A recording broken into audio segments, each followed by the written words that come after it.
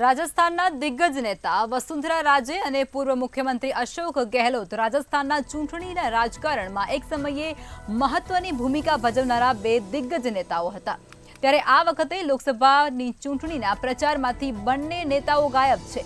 ભાજપના રાષ્ટ્રીય ઉપાધ્યક્ષ વસુંધરા રાજે તેમના પુત્ર દુષ્યંત સિંહના સંસદીય ક્ષેત્ર ઝાલાવાડ સિવાય સમગ્ર ચૂંટણી પ્રચારમાં ક્યાંક દેખાતા નથી અને તેમણે પોતાના ગૃહ મત વિસ્તાર ધોલપુર અને કરૌલી સંસદીય ક્ષેત્રની પણ એક મુલાકાત લીધી નથી।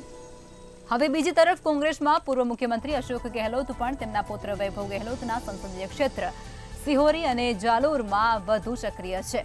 2 અઠવાડિયાના ચૂંટણી પ્રચાર દરમિયાન ગેહલોત 10 દિવસ સુધી વૈભવ ગેહલોત માટે સમર્થન મેળવવામાં જ વ્યસ્ત રહ્યા હતા। ચૂંટણી જાહેર થયા બાદ ગેહલોતે 4 સંસદીય મત વિસ્તારોની મુલાકાત પણ લીધી હોવા છતાં તેમણે તેમના મનપસંદ ઉમેદવારો માટે જ મત માંગ્યા હતા।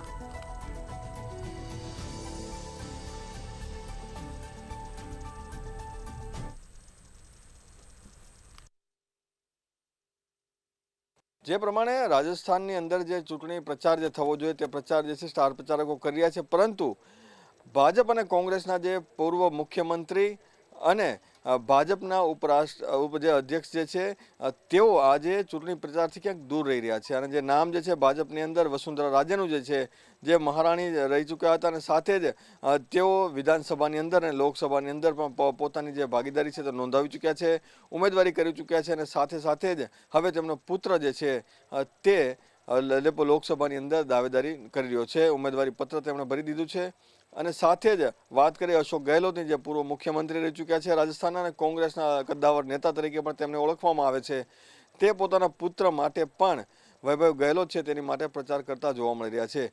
પરંતુ આ બધાની વચ્ચે એક મહત્વપૂર્ણ વાત એ છે કે બંને જે નેતાઓ જે છે તે ફક્ત અને ફક્ત પોતાના પુત્ર જે છે તેની સંસદીય ક્ષેત્ર જે રહેલું છે તેનાથી બહાર જતા નથી।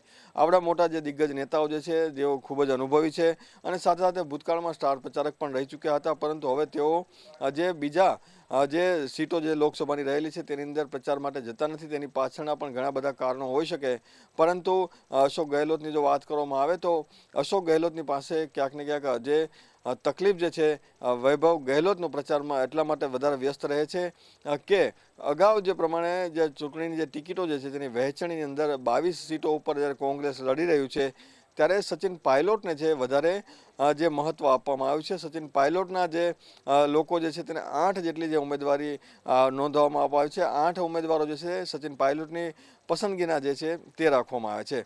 સાથે મહત્વની વાત એ વસુંધરા રાજેની જે ક્યાંક ને ક્યાંક અત્યારે દૂર એટલે રહી રહ્યા છે પ્રચારથી કે તેમને જ્યારે મુખ્યમંત્રીની જે વાત હતી પોતે દાવેદાર હતા, પરંતુ તેમનું નામ જે છે અચાનક જ કાઢી દેવામાં આવ્યું હતું અને તેની જગ્યાએ બીજા જે મુખ્યમંત્રી અને ડેપ્યુટી મુખ્યમંત્રી રાજસ્થાનની અંદર નામ જાહેર કરવામાં આવ્યા હતા। તેની જે ક્યાંક ને ક્યાંક અને સાથે જ કેબિનેટની અંદર જેનું મહત્વપૂર્ણ સ્થાન મળવું જોઈએ તેવું યોગ્ય સ્થાન ન મળતા વસુંધરા રાજે તેમજ તેમના સમર્થકો જે છે તે હાલ નિરાશા જોવા મળી છે। તેઓ આ બધા પ્રચાર અને પ્રસારથી દૂર રહ્યા છે। જે પ્રમાણે જે નામ જાહેર થયા ત્યારથી 2 થી 3 મહિનાથી તેઓ આ તમામ જે લોકો જે છે તે કોઈ મોટા કાર્યક્રમની અંદર પણ જતા જોવા મળ્યા ન હતા। આજે તમામ જે કાર્યકર્તાઓ જે છે તેઓ ક્યાંક આશા રાખી રહ્યા છે કે વસુંધરા રાજે છે તેમને એક મહત્વપૂર્ણ હોદ્દો મળવો જોઈએ, પરંતુ તેવું ના થતા તેઓ જે નિરાશા છે સાથે સાથે ભાજપની અંદર પ્રચારમાં પણ ઓછા જોવા મળે છે। બંને જે દિગ્ગજ નેતાઓ જે છે પોતાના પુત્ર જે છે તેમને તેમના પ્રચારમાં જ લાગી ચૂક્યા છે અને ફક્ત તેના સંસદીય ક્ષેત્રની અંદર જ પ્રચાર કરી રહ્યા છે। એટલે કે એવું લાગી રહ્યું છે ક્યાંક આડકતરી રીતે ફક્ત પોતાના બાળકોને જીતાડવા માટેનો પ્રયાસ કરે છે કે નહીં કે પોતાની પાર્ટીને જીતાડવાનો પ્રયાસ કરે છે। આ રીતે એક દેખાઈ રહ્યું છે કે બે મોટા ભાજપ અને કોંગ્રેસના બંને જે મોટા નેતા જે છે તે આ રીતે પોતાના જે પ્રચાર અને પ્રસારથી દૂર રહી રહ્યા છે। ત્યારે હવે આગામી દિવસોમાં એવું લાગી રહ્યું છે કે જે પ્રમાણે લોકસભાની ઇલેક્શન અને ખાસ કરીને રાજસ્થાનનું જે ઇલેક્શન જે રહેલું છે જેની 22 જે સીટો છે તે 22ની અંદરથી કોંગ્રેસ કેટલી જીતે છે અને સાથે જ તેને જે જીતાડવા માટે અશોક ગેહલોત જે છે તે કેટલા પ્રયાસ કરે છે। જે ભાજપની જે 25 સીટો છે તેની અંદર વસુંધરા રાજેનું જે કેટલું મહત્વ રહેલું છે, વસુંધરા રાજે કેટલો ફાળો આપે છે તે પણ આગામી દિવસોમાં જોઈ રહ્યું। પરંતુ હાલ જે બંને જે બાળકો માટેના જે પ્રેમ જે અત્યારે દેખાઈ રહ્યો છે બંને નેતાનો, તે ક્યાંક ને ક્યાંક બંને પક્ષોને પણ નુકસાન કરી શકે છે। જી। પ્રચારની શરૂઆત થઈ ચૂકી છે, પરંતુ નેતાઓ ક્યાંક નારાજ હોય તેવું પણ વર્તાઈ રહ્યું છે અને ક્યાંક પોતાના પુત્ર પ્રેમમાં પડ્યા હોય તેવું પણ સ્પષ્ટપણે વર્તાઈ રહ્યું છે.